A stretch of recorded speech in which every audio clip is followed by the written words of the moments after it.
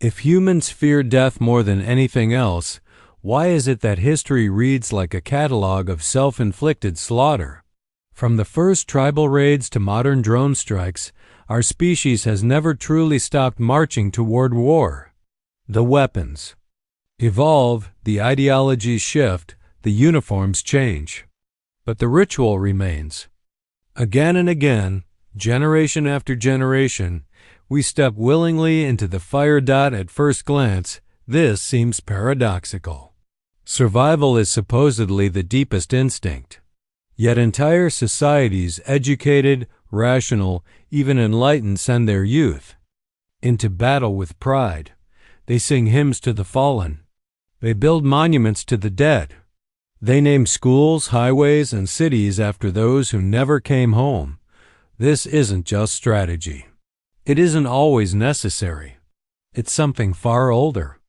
Something ritualistic. Sigmund Freud once proposed a dark undercurrent within the human psyche-death drive he called thanatos, a silent compulsion toward destruction, chaos, and return to the void. For Freud, it wasn't that humans occasionally embraced violence.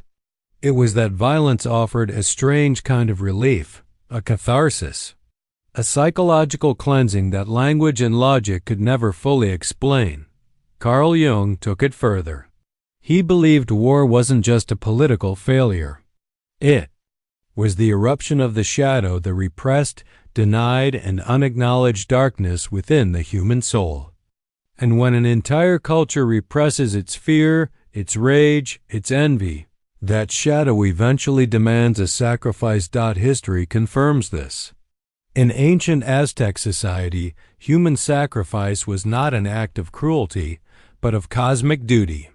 The gods, they believed, required blood to keep the sun alive. Peace, in this worldview, was not the absence of violence, it was the balance of it. Without ritual sacrifice, the world would collapse. The Spartans raised their children not to fear death, but to court it. Glory in battle was the ultimate proof of one's value to the state. Dying wasn't tragic. It was sacred, but these are distant echoes, right? The customs of bygone civilizations? Then why do we still cheer at explosions on movie screens? Why does every generation produce new myths of valor, new slogans of sacrifice, new enemies to slay in the name of peace? Perhaps we never left the altar. Consider the spectacle of war, the parades, the anthems, the solemn rituals at the tombs of the unknown. It mimics the old rites almost perfectly. Soldiers are not merely fighters, they are avatars. They carry the collective grief, guilt, and glory of their people. Their deaths are packaged, sanctified, and repeated like liturgies. Even modern, secular nations reenact this pattern. Flags at half-mast, moments of silence, fireworks above the ashes of combat. The ritual is disguised, but it's still there. It tells a story, not just of who died, but why their death was meaningful. And meaning, in the end, is what we crave most, because without it, the horror is unbearable. But what if the desire for meaning is part of the trap? Freud believed that the death drive, unchecked, could disguise itself as virtue. Jung warned that the more we deny our capacity for violence, the more we project it outward onto enemies, strangers, and the other. War, then, becomes a collective exorcism. We cast out what we cannot confront in ourselves. It's not a political flaw. It's a spiritual reflex. That's why peace feels unnatural. Peace requires introspection, restraint, humility. These are quiet virtues. They don't thrill. They don't rally. They don't give us heroes to mourn or villains to hate. And so, slowly, peace becomes suspect. It starts to feel weak, cowardly, unstable, because it offers no stage for sacrifice, and sacrifice is what gives our suffering its shape. Deep down, many of us suspect, if there is no war to fight, then what do we live for? This is why the line between symbolic and literal bloodlust begins to blur. You see it in the stadium, where rival teams are treated like enemies of the tribe. You hear it in political discourse, where compromise is betrayal and battle metaphors are endless. You feel it in the social media mob, where humiliation becomes ritualized and fury becomes currency. We are still enacting the old scripts, still seeking purification through conflict, still telling ourselves that some deaths are not just necessary, but noble. And if we don't question these instincts, the pattern will never break, because war is not just something nations do. It's something they believe in. We've explored the ritual. Now we must explore the myth, the carefully crafted stories that convince us sacrifice is not just inevitable, but righteous. What if the stories we're told about sacrifice are the very things keeping us enslaved to war? In every nation, there are myths. Not the kind told around campfires, but the kind etched into currency, national anthems, and classroom walls. Myths that whisper, "There is no greater honor than to die for your country." These stories don't scream. They don't demand it. They don't need to, because they are everywhere, woven into the background of culture like wallpaper you forget is even there. They begin early. Children stand, place their hands on their hearts, and recite pledges they don't fully understand. They memorize the names of battles, not because they chose to, but because those names built the world they were born into. By the time they are old enough to question, the answers have already been chosen for them. Gustave Le Bon, the father of crowd psychology, warned that the individual inside a group begins to think with someone else's mind. Rationality dissolves. Identity fuses with something larger. In that fusion, myths thrive. Logic dies. Only emotion remains, and nothing. Triggers emotion like loss, especially when it's sanctified. World War I was called the Great War, but only afterward. At the time, it was simply the war that would end all others, the war that would cleanse the world through sacrifice. Millions of young men, most of whom had never left home, were told that their deaths would forge a better future. That their blood was not spilled in vain, but poured into the soil of a new civilization. But the truth was far less noble. The trenches were hellscapes, the strategy absurd. Men died by the thousands for inches of mud, and yet the myth held. Because it had to. Without myth, horror is meaningless. And meaningless suffering is unbearable. So slogans were created. Posters painted, flags waved. Sacrifice became sacred because it was the only way to make the pain make sense. Even today, we call it the Great Sacrifice, as if the greatness lay not in what was achieved, but in how many died. After 9/11, the same pattern returned, only faster. The tragedy was real, the pain undeniable. But in that pain, something was planted. A narrative. That freedom had been attacked. That evil must be avenged. That patriotism requires obedience. And that sacrifice was proof of virtue. Within weeks, dissent became betrayal. Grief was redirected toward rage. Flags became symbols of unity, but only under one story. If you asked questions, you were cast out. If you mourned the loss of life abroad, you were shamed. The myth demanded exclusivity. You were either with it or against it. This is the mechanism of chosen trauma, a concept developed by psychoanalyst Vomik Volkan. Groups, like individuals, have wounds. But unlike individuals, nations rarely seek healing. Instead, they preserve the wound, enshrine it, pass it down through generations like an heirloom. The trauma becomes part of the group's identity, and it demands reenactment. The enemy becomes necessary not just for survival, but for meaning.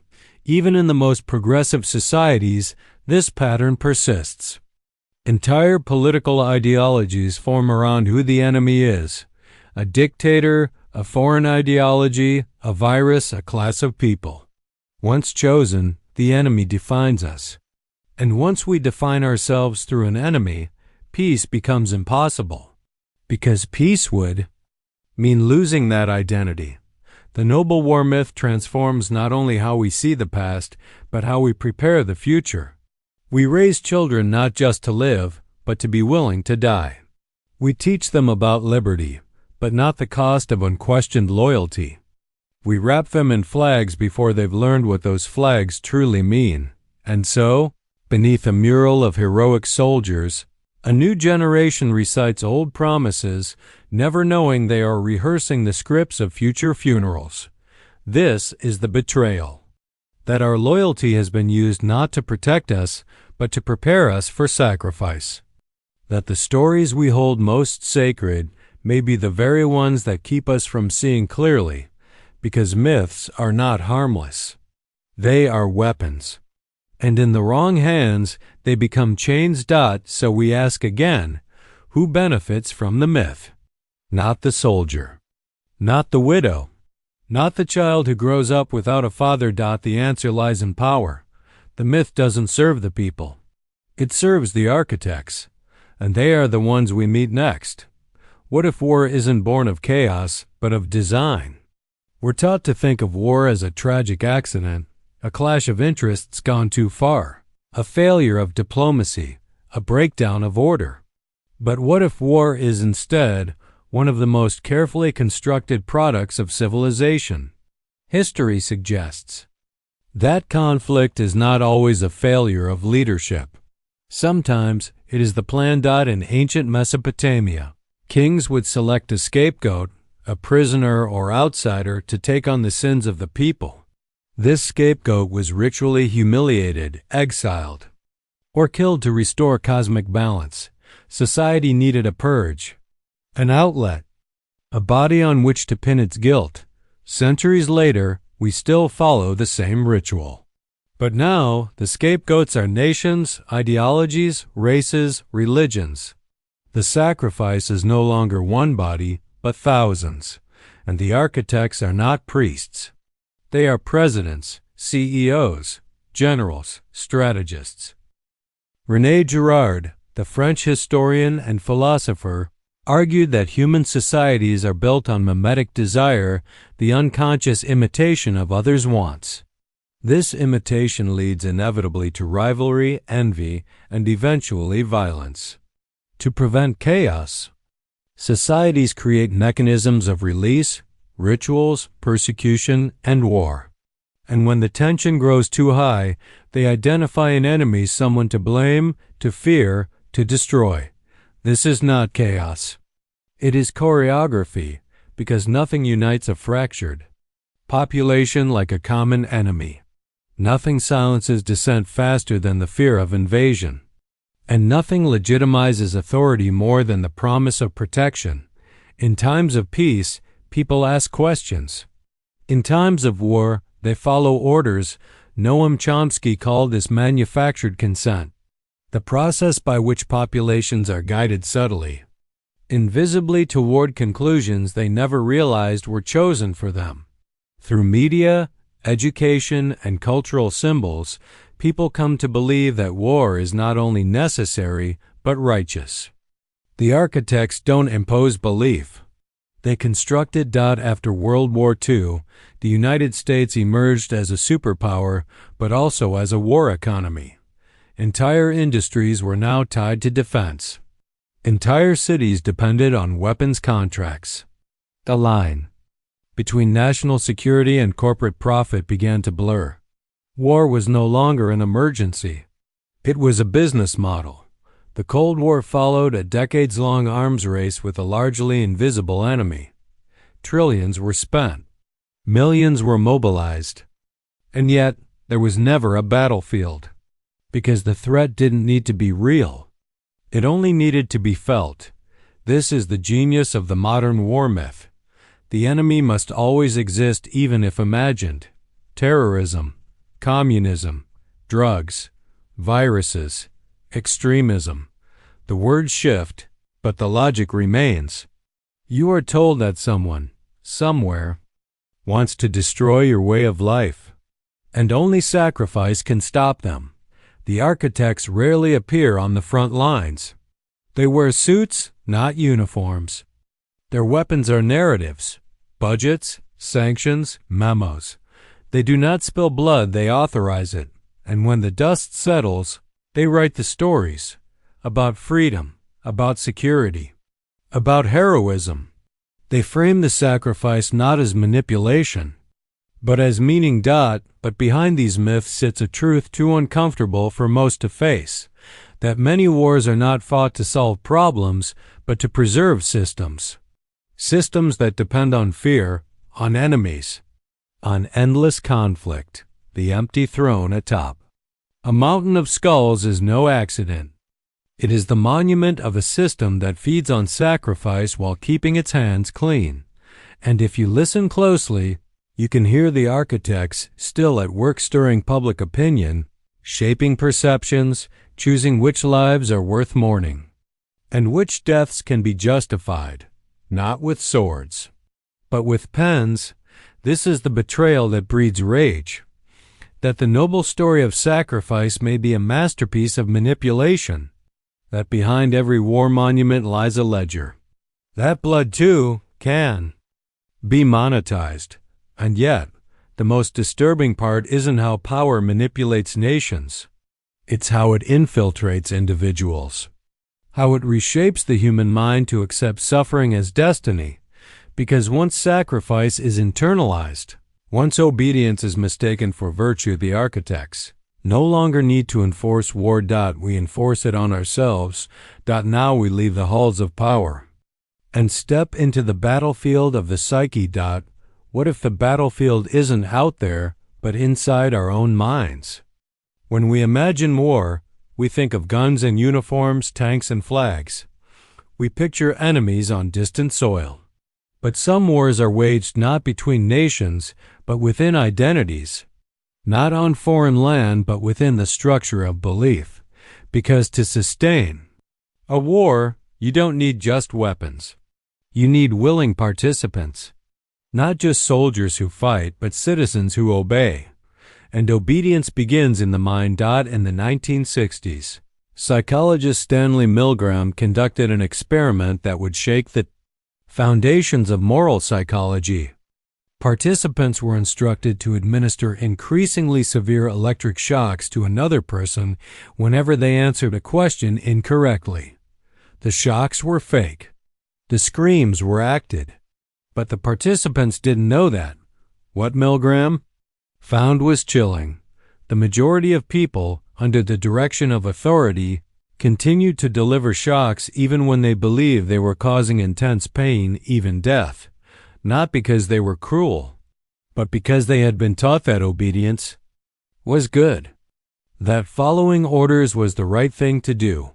Years later, Philip Zimbardo would push this further in the infamous Stanford prison experiment. Volunteers were divided into guards and prisoners. Within days, those assigned as guards became sadistic, while the prisoners collapsed into helplessness. No one told them to act this way. The roles were enough. Give a person a symbol of authority, and the mind adjusts. Morality bends. Identity shifts. This is the quiet machinery behind every war machine. Shift doesn't happen overnight. It begins with language, with euphemisms, with repetition. Sacrifice becomes duty. Dissent becomes treason. Killing becomes service. And slowly, our sense of agency, the deep primal compass that tells us who we are and what we believe, fades. Into the group. We become instruments. This isn't limited to soldiers. Entire societies undergo this psychological training. In schools, children learn about history through victories, through conquest, through the language of greatness. They rarely learn about the price. Media reinforces the same patterns. The enemy is always barbaric, the home team always righteous. Heroism is tied not to thoughtfulness, but to destruction. The gunman who hesitates is weak. The one who pulls the trigger is brave. This conditioning is subtle, but powerful. Even the rituals of mourning are weaponized. When a soldier dies, they are remembered not for their life, but for their role. Their individuality is folded into the collective myth. Their name becomes a symbol. Their death becomes a message, and somewhere a child watches this ritual. And, quietly, a seed is planted. Modern military training takes this even further. New recruits are broken down, psychologically stripped of personal identity, taught to respond to commands instantly, rewarded for compliance, punished for hesitation. The goal is not to create thinkers, but reflexes. Not people, but functions. But here's the truth. This logic extends beyond the military. It lives in how we take orders at work without questioning them, in how we avoid challenging groupthink, in how we stay silent in the face of injustice because we're afraid to be seen as disloyal. It lives in how we shame others for dissenting, how we censor ourselves to feel safe, how we internalize authority so deeply that we begin to police ourselves. You don't need barbed wire to build a prison. Just enough fear, just enough shame, just enough myth. Because when the soldier lives inside us, no one needs to push us toward war. We'll march toward it willingly. We'll tie our own blindfolds, and we'll do it with pride. This is where rage dissolves into something harder. Self-recognition. We see the shadow not in governments or generals, but in ourselves, in our desire to belong, to be approved, to do the right thing, even when it goes against our conscience. Is the true cost of obedience the erasure of the self? But if that obedience is learned, then it can also be unlearned. The question is no longer how we're manipulated. It's how we wake up. So now we ask, what breaks the spell? Can a mind conditioned for war ever learn peace or truth? For most, the spell is never questioned. It begins in childhood, deepens through repetition, and solidifies under pressure. It tells you who the enemy is, what to believe, and how to prove your loyalty. It's comforting, familiar, and blinding. But every now and then, the illusion cracks. It happens in strange ways. A soldier returns from war and finds his medals feel heavier than his wounds. A journalist uncovers a truth they weren't supposed to find and can't forget it. A teacher hesitates before repeating the same patriotic lines and realizes they no longer sound like truth, but like theater. These moments are quiet, but seismic. Because to see through the illusion is to step outside the world you once belonged. Like the prisoner in Plato's cave, you turn away from the flickering shadows on the wall, the propaganda, the myths, the symbols, and stumble into the light. It's disorienting. The images that once comforted you now feel hollow. The heroes now look like pawns. The glory now smells of blood. And yet, something inside you stirs. Not rage, not grief, but clarity. This is the first breath of freedom. Carl Jung called it individuation, the process of becoming whole, of integrating the parts of ourselves we were taught to repress. To individuate is to face the shadow, not project it. To reclaim moral agency, not outsource it to flags or commands. It's a terrifying process, because it means no longer hiding. In the crowd. It means thinking for yourself. Whistleblowers like Daniel Ellsberg, Chelsea Manning, and Edward Snowden didn't set out to be rebels. They believed in the system until they saw too much, until they realized that truth and loyalty were not the same. And when the spell broke, they paid the price. Because the system protects its illusions. It punishes those who reveal them. The awakened are rarely welcomed back. The same is true of war resistors, those who refuse to fight, not out of fear, but out of conscience. Many are ostracized, labeled cowards, but their defiance is often rooted in something deeper than courage, awareness. They see the machinery, they see the game, and they refuse to play their assigned role. This kind of awakening is not a mass movement. It's personal, intimate, and painful, because once you see the strings, you can't pretend to be the puppet again. You begin to question not just war, but the framework that made it seem necessary. You begin to examine your beliefs, your allegiances, your identity. What parts were chosen? And what parts were inherited without thought? The spell doesn't break all at once. It unravels. Slowly. And in its absence, there's a void. A silence. But in that silence, something new begins to emerge. A kind of moral gravity. A self that is no longer divided by slogans, no longer defined by enemies. A self that does not need to be told who to fight to know who it is. This is not an easy path. But it is the only one that leads out of the cave. And as you walk away from the flickering images, the heroes, the villains, the rituals of sacrifice, you begin to wonder, if all of this was a story, what lies beyond it?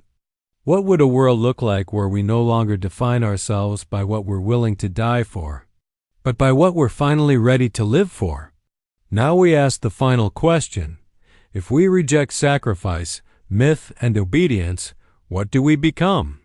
If sacrifice no longer defines us, what will? For so long, the measure of honor has been tied to how much one can endure, how much one can give, how much one is willing to lose. Nations have carved their identities from graves. Cultures have crowned martyrs as kings.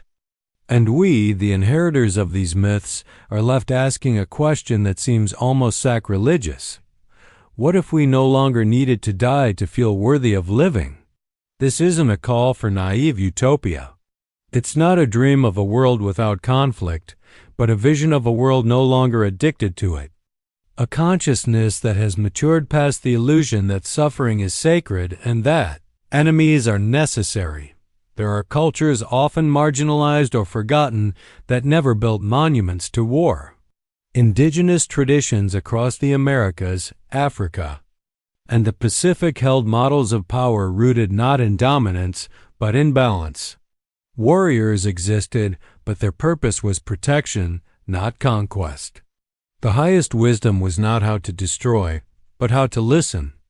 The hero was not the slayer of dragons, but the one who restored harmony when the world fell out of tune. In Buddhism, the greatest victory is over the self, the dissolution of ego, the end of inner war. In Taoism, strength lies in yielding, not resisting. In many mystical traditions, the aim is not to win, but to wake up. These are not weak philosophies.